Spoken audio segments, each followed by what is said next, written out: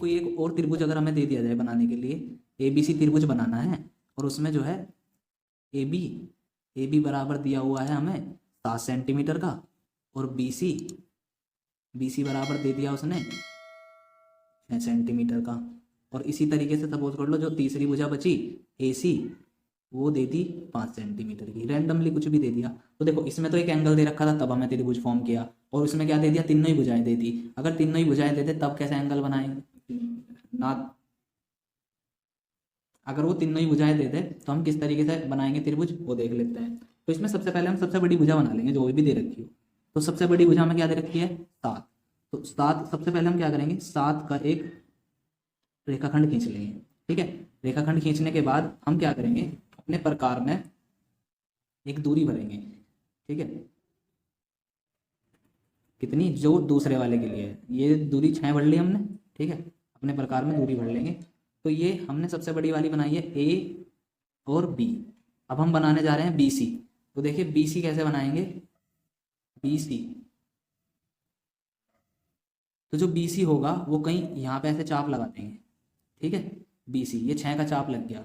अब आप क्या करोगे, AC बनाना है, AC से A पे रख के चाप लगा देंगे। AC कितना है 5, तो AC 5 है, 5 भर लेंगे, ऐसे हम दूरी भर लेंगे। ठीक है, ये 5 की कोई भी दूरी भरी आपने ऐसे। ठीक है, दूरी भरने के बाद A से चाप लगा दोगे, A से आपने चाप लगा दिया। ठीक है, फिर आप देखिए AC को मिला दो, AC आपकी 5 है, और आप ये BC को मिला दो इधर। ठीक है, BC 6 था। इस प्रकार से भी आप त्रिभुज बना सकते हैं। ठीक है, तो ये त्रिभुज की तो रचना करना हो गया। देखिए अब हमारे अभीष्ट त्रिभुज की तो रचना हो गई है। अब हमें इसमें AB सपोज कर लो, लिख लो AB कितना है 7 सेंटीमीटर था, और A ये पॉइंट कौन सा है C, AC 5 सेंटीमीटर है और BC 6 सेंटीमीटर है। अब हमें इसे क्वेश्चन के अनुसार विभाजित करना है, मतलब क्या करना है 2/3, 2/3 के अनुपात का एक त्रिभुज बनाना है जिसकी भुजाएं 2/3 के अनुपात में हो, किसके, ABC के अनुपात, ABC की भुजाओं के 2/3 के अनुपात में हो, ऐसा हमें एक त्रिभुज बनाना है। तो उसके लिए हम सबसे पहले क्या करेंगे, हम एक नियन कोण खींचेंगे, किससे, A बिंदु से नियन कोण बनाते हुए एक रेखाखंड खींच लेंगे। तो देखिए A बिंदु से मैंने ये खींचा एक रेखाखंड, कोई भी रेखाखंड खींच लेना है आपको। ठीक है, उसके बाद क्या करेंगे कि जैसे 2/3 दिया हुआ है ना, तो इन दोनों जो भी बड़ा है इन दोनों में से, जैसे 3 है तो हमें क्या करना है, चाप लगाने हैं 3। ठीक है, किस तरीके से, कोई भी दूरी भर लेंगे अपने प्रकार में। ठीक है, ऐसे सपोज करो मैंने इतनी दूरी भर ली है चाप के लिए, और यहाँ से A से बराबर, बिल्कुल बराबर चाप लगाने हैं। ठीक है, दूरी नहीं बदलनी। A बिंदु से 3 चाप लगाएंगे, 1 2 और ये हो गया 3। ठीक है, इस तरीके से आपने चाप लगा दिए। चाप लगाने के बाद आपको क्या करना है, तो ये आपका तीसरा बिंदु है, इसको नाम दे दो A1 A2 और A3। अब जो लास्ट वाला A3 आया है उसको आपको B से मिला देना है, जो A3 आया है उसे आप B से मिला देंगे ऐसे। A3 को B से मिलाया।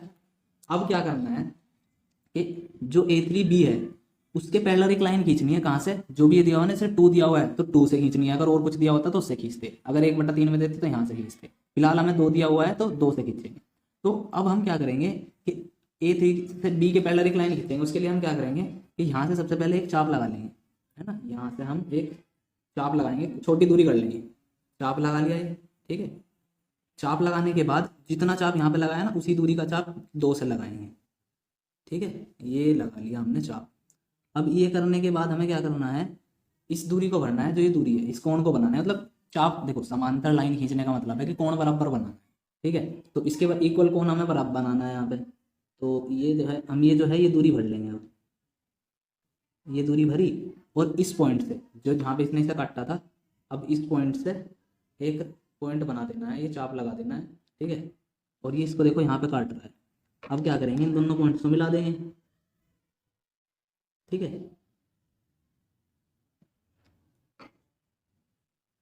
इन दोनों पॉइंट को आपने क्या किया, मिला दिया। अब इसने सपोज कर लो इसका यहाँ पे D पे काट दिया। अब आपको क्या करना है कि D से एक लाइन खींचनी है, किसके पैरेलल, BC के पैरेलल। ठीक है, तो फिर एक त्रिभुज बन जाएगा जो कि समरूप होगा किसके, इस वाले त्रिभुज के। तो हमें D से एक लाइन खींचनी है ऐसे, ठीक है ना, BC के पैरेलल। तो फिर से वही काम करना है कि यहाँ पे कोई भी एक दूरी भरेंगे और यहाँ से एक ऐसे एंगल बनाएंगे ये। ठीक है, सेम टू सेम पॉइंट, ये पॉइंट डी से करेंगे यही काम, है ना, ये कर लिया।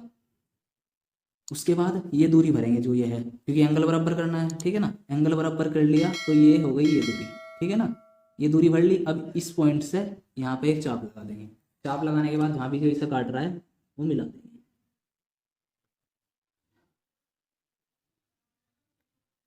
इन तीनों पॉइंट्स को मिला देंगे। अब देखिए सपोज कर लो ए डी ई नाम दे दिया, तो जो हमारा त्रिभुज ए डी ई आया है, त्रिभुज ए डी ई आया है, वो हमारा अभीष्ट त्रिभुज है जिसकी हमें रचना करनी थी। सबसे पहले ए बी सी की रचना करनी थी, उसके बेसिस पे 2/3 गुनी भुजा बनानी थी, ठीक है, ए डी ई हमें रचना करनी थी उसकी। चलिए देखो अब क्या कि ये जो समरूप त्रिभुज है ये, तो इसने कहा था 2/3 गुनी करनी है हमें रचना। तो देखो इसमें आपको कैसे पता चलेगा क्या हुआ, रचना हुई, सही है गलत है क्या है।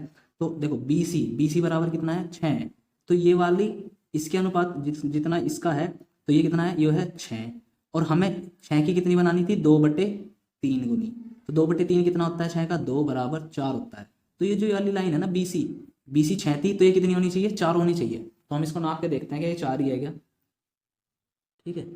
तो देखो ये 4 ही है ना, तो ये मतलब ये हमारा जो अनुपात है जो भी दिया हुआ था वो बिल्कुल परफेक्ट बना है। तो ये जो हमें क्या करना है, ये सिर्फ और सिर्फ समरूप त्रिभुज बनाने हैं, इसमें और कुछ नहीं करना है। ध्यान बस ये रखना है कि ये एंगल सही बनने चाहिए बस। अगर आपके एंगल सही बनेंगे तो ये समांतर रेखाएं आपकी सही खींचेंगी, नहीं तो टेढ़ी मेढ़ी हो जाएंगी और हमारा सवाल जो है गलत हो जाएगा। तो इस प्रकार की वीडियो देखने के लिए सब्सक्राइब करें हमारे M4M मैथमेटिक्स चैनल को। और इस प्रकार की एक वीडियो और बनाई हुई है जिसमें एंगल बना के दिखाया गया है, ठीक है। उसमें क्या दिया हुआ है कि ए बी की वैल्यू दी हुई है, बी सी की वैल्यू दी है, और एक एंगल दिया हुआ है। त्रिभुज अलग तरीके से बनाया है पहले उन्होंने, फिर दूसरे त्रिभुज को, समरूप त्रिभुज को अलग बनाया है। तो इस तरीके के सवाल पेपर में आ सकते हैं, आप इनकी तैयारी जरूर कर लें। धन्यवाद।